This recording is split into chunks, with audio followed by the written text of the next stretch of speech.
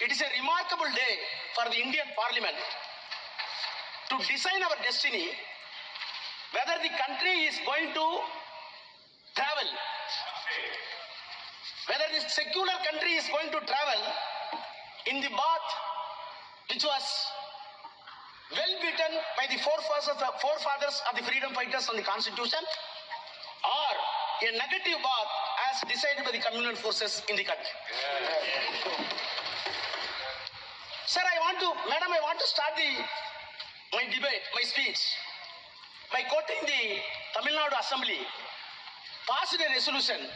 The resolution was moved none other than the Chief Minister of Tamil Nadu, Mr. M.K. Stalin. The resolution unanimously passed.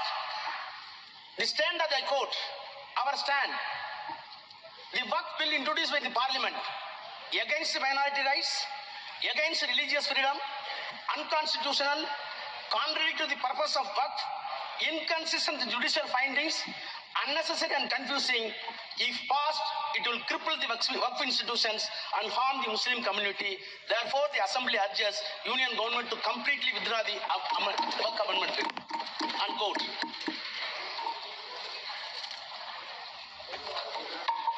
Madam Chairperson, is it not a paradoxical question that the political will, sovereign will of the entire country seems to be or deemed to be reflected in this house, whereas Tamil Nadu political will reflected in the state assembly is something not only inconsistent, completely diametrically opposite. This difference and diametrically opposite component is not going to be accepted by you, then there will be a question for integrity of this country. Please note it. Madam Chairperson, I want to take back the House in the year 1949, soon after the independence, when the Constitution was made, the Constitution making process was on. Of course, you will be happy that your own favorite leader, the Iron Man of this country, Sardar Vallabhbhai Patel, favorite leader of the government, they are celebrating with false claims. However, I want to put forth my views from the mouth of Sardar Vallabhbhai Patel, who was the chairman of the advisory committees for minorities in the Constitutional Assembly. He was the chairman. Who are all the members? President of India and President of the Assembly, Rajendra Prasad. Pandit Jawaharlal Nehru, later Prime Minister, Dr. Ambedkar, and Dr. Munshi. Headed by Sardar Vallabhbhai Patel, the committee took a decision and a report was placed before the Constitutional Assembly. The Constitutional Assembly report was placed on 25th May 1949. He himself says, I quote, a committee of 5 persons was appointed by the advisory committee in which our revered president was also one of the members. Pandit Jawaharlal Nehru, myself, Mr. Munshi and Dr. Ambedkar were the members of the committee. The committee met and made its report in February. Unquote. Finally, he placed the report and moved in the Constituent Assembly. What was his prayer he was moving? I quote again. If they, that is Muslims, I quote, if they really have come honestly to the conclusion that in the changed conditions of this country, it is in the interest of the all to lay down real and genuine foundation of a secular state, then nothing is better for minorities than to trust the good sense and sense of the fairness of the majority and to place confidence in them. First part, unquote. Second part is very important. Again I quote, so also it is for us to happen to be the majority to think about what the minorities feel and how they are treated. But in the long run, it would be in the interest of the all forget that there is anything like majority and minority, this country and that India, there is only one community. With these consideration, sir, I beg to move that report may be adopted, unquote. This is the voice of Sardar Vallabhbhai Patel in the Constitutional Assembly. We were celebrating Constitution. See, now, The problem is, we want to harvest the legacy of the Sardar Patel. Those who wanted the legacy of the Sardar Patel in the constitutional terms are opposing the bill. Those who wanted to erect the statue of Vallabhbhai Patel and erase the concept of Vallabhbhai Patel wanted to support this bill. That is the problem. Sir, if I am permitted to go to the genesis of the work, which was originally enacted in the year 1954. After that, the act was amended frequently 59, 64, 69. Thereafter, comprehensive amendments were made in the year 1984. My sincere question to the Treasury benches and the Honorable Minister. Right from the 1984, whenever amendments were brought in this House, there was a basis. There were deliberations. There were consultations with stakeholders, which was appointed by either by the Parliament or by the President of India or the Prime Minister of India.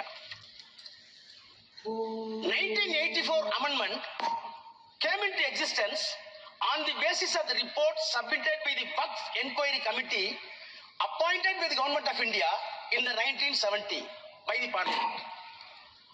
So a committee was formed in the year 1970. The report was placed. After 14 years, the amendments were made. I surprised when I went through the document 1970. What a beautiful and sensible deliberation took place in 1970. In spite of that, the protests were made against 1970.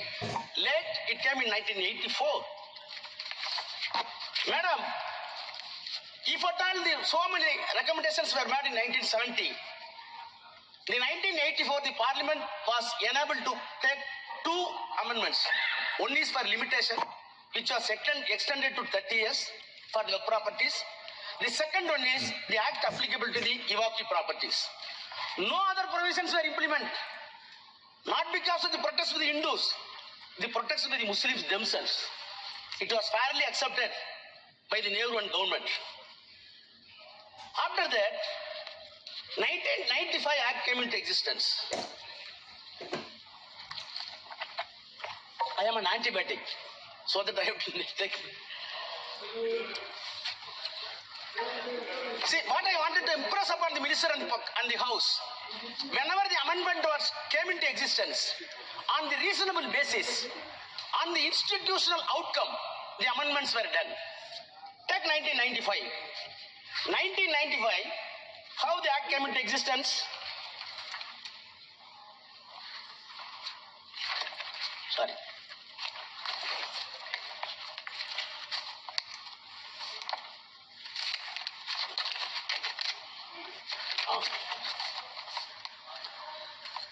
In 1985, the reason statement objects a reason. Para 2, I quote. Comprehensive amendments of the Waqf Act were made in the year 1984, which were based largely on the recommendation of the Waqf Inquiry Committee set up in December 70 to inquire the administration of Waqf all levels and response to a demand made by the Parliament members during the discussion of Waqf bill. Only two amendments.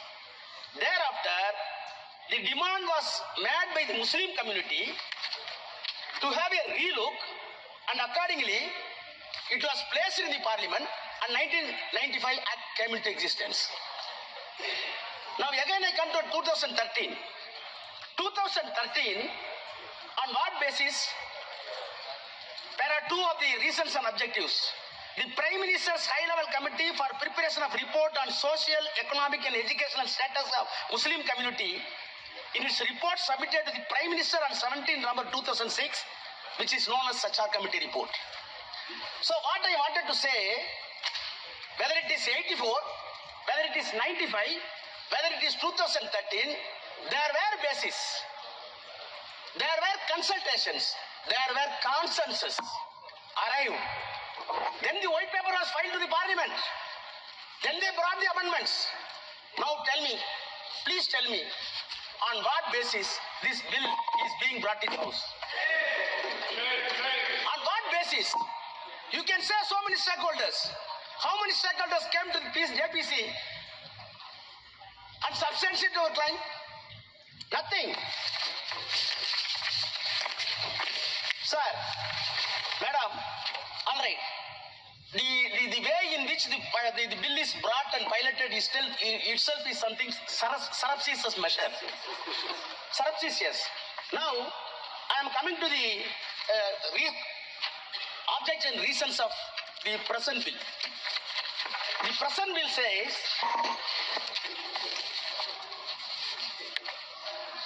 they are admitting, para 2, based on the recommendations of the high level committee under the chairmanship of Justice Shah and the report of the Joint Parliamentary Committee on Work, the Central Work Council, and after having detailed consultation and other stakeholders, comprehensive amendments were made in the year 2013. Your admission, unquote.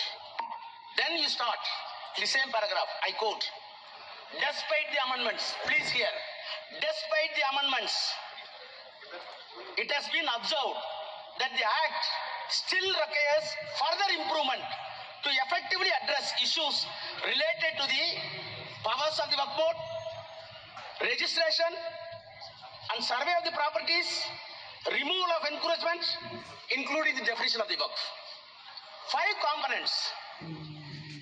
You said, in addition to the 2013, even on the basis of the Shah Committee report, you wanted to address 5 more components according to you, which are missing in the S12 bill, the S12 Act. Let us pursue. Now I come to your 5 pillars. I can easily demonstrate that the definition of the Waqf, it is nothing but artfully confused for the non-existence of Waqf. Removal of the encroachment, it is nothing but empowering the government to grab the Waqf property. Survey of the property, it is nothing but a mockery because Government of India already filed an application, filed an affidavit before Supreme Court. More than 90% survey is already over. Now you are coming for survey. Registration of Waqf, it is not at all humanly possible according to a text. I will come to that. Powers of the state boards, it becomes recreation club. I will demonstrate. Sir, as a student of law, I got anguish when see the amendments. And I challenge the minister with the due humility. Please show one improvement on these 5 heads beyond the 2013 Act. Then I will ready to salute you. You can't. On the contrary, Madam Chairperson, I have been in the Parliament more than 22 years. I know the legislative business. Being a lawyer, I am well versed. But have you come across a bill is being brought to the Parliament cunningly and cleverly to remove the amendments which were brought in the 1995 and 2013 after due deliberation and approved by the same Parliament? If you really honest, you must repeal the 2013. You must repeal the 1995 because most of the amendments brought in 1995 in 2013 were completely removed by way of this amendment. What does it mean? What does it mean? I want to quote the quote of D.R. Krishna here, a known jurist. I quote, Parliament is a great inquest of the nation, the great auditor and ombudsman of the executive, the final arbiter, policy monitor, and destiny designer of the people, unquote.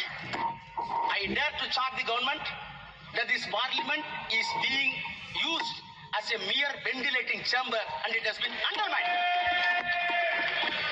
It is nothing but an unpardonable onslaught on the constitution religion. One day you will be repent. Now, I will turn to the provisions of the bill. 5 components, definition of the Waqf. My learned friend, including Kalyan Banerjee, everybody, even Akhilesh, my brother Akhilesh, said about the practicing Islam, then nobody should be indulged in contrivance. Where you got all this language? I am a Hindu. I may be a believer, I may not be a believer, but when you entrusting a property, you must measure my honesty, whether I'm honest or not. If I am a fraud, following the Hinduism is useless and nonsense. You never bother about the honesty and transparency. You are always concerned about only religion. That is the problem. Sir, I have not come across such a provision in any other law in any other country. So what is meant by countrymen? How can you measure the countrymen? So Islamic practice and I am having. Please, madam, I can get it time from Congress also. They accepted it. I am coming only definition. Then, we could not speak in the see, the definition of the waqf itself, the attempt that has been made by the government, according to you are saying that not intended in countrymen, your entire attempt, I want to say, it is nothing but a diabolical countrymen. Diabolical countrymen. Then you have new sentences. What are the sentences? Section 3, 3A. 3, what is happening in this country? Have you come across the Transfer of Property Act? Section 3A says, only the real and original owner can donate the property to the waqf. What is this? Only owner can transfer. If a non-owner transferring the property is not alienated, it is invalid. It is invalid. I can spend my own money. If I am taking money from my brother, it is a stealthy. Why you are breaking such act? I'm not able to understand. Then 3B.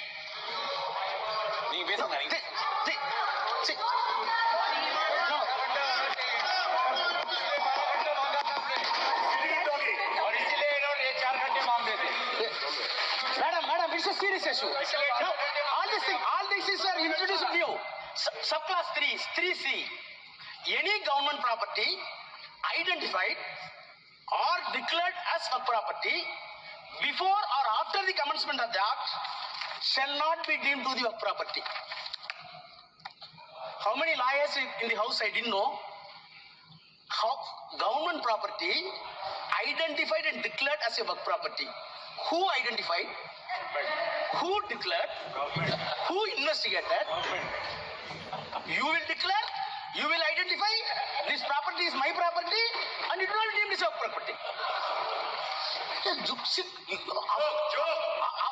Of course, all constitutional bodies having discretion. Justice Patanjali in 1960 said, yes, we are having judicial discretion, but judicial discretion should not be a caveman discretion. Your discretion here is caveman discretion.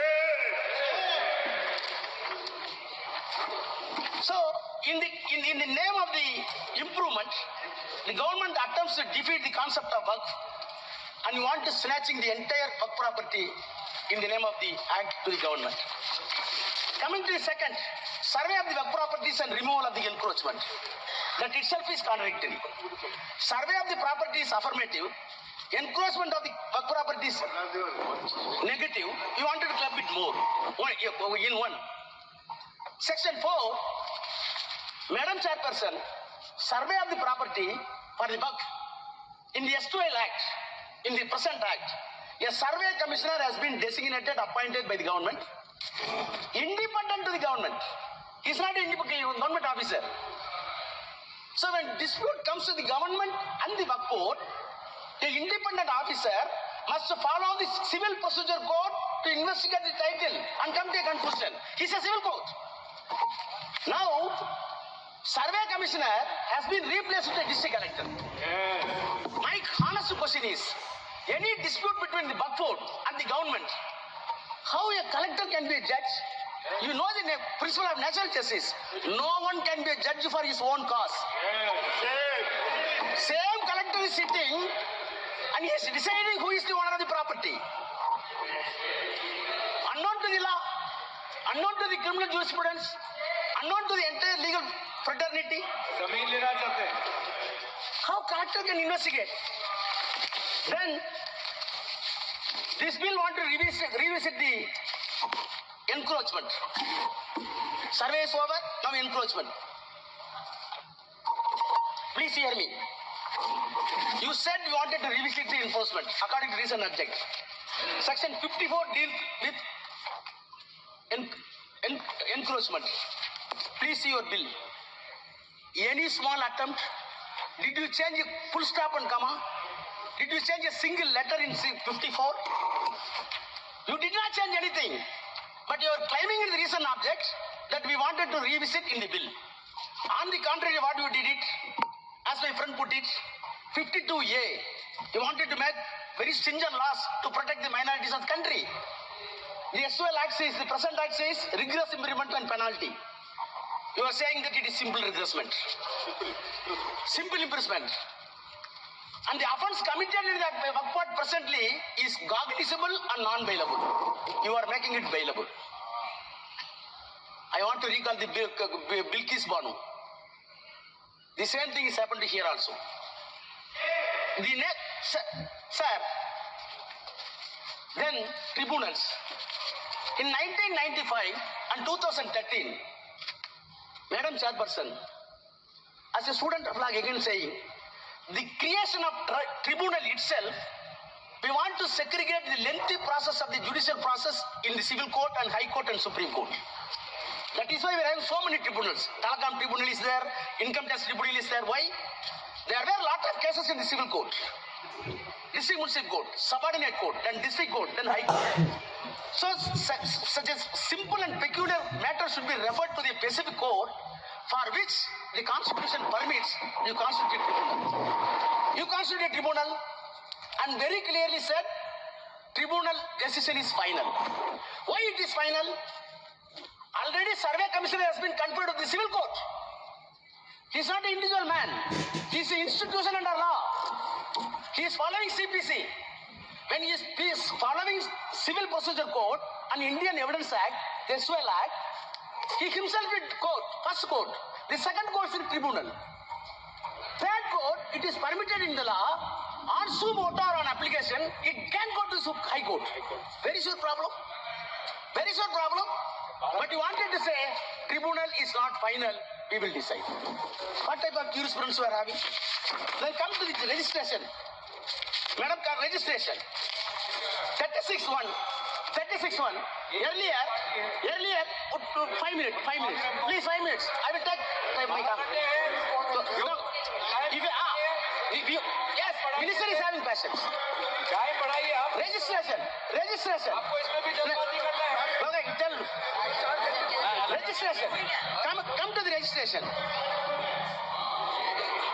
Come to the registration. Earlier, the work property can be declared by virtue of section 36(1) as work property after the due process. What are the process? In the act itself says. Now you want to bring 7A. What 7A says? 7A is a peculiar provision which will defeat the entire work properties. I will read, please permit me to read section 7. No, section 7. 14. 7 here. Section 7. No. What is removed? 7A. Sorry, Chairperson.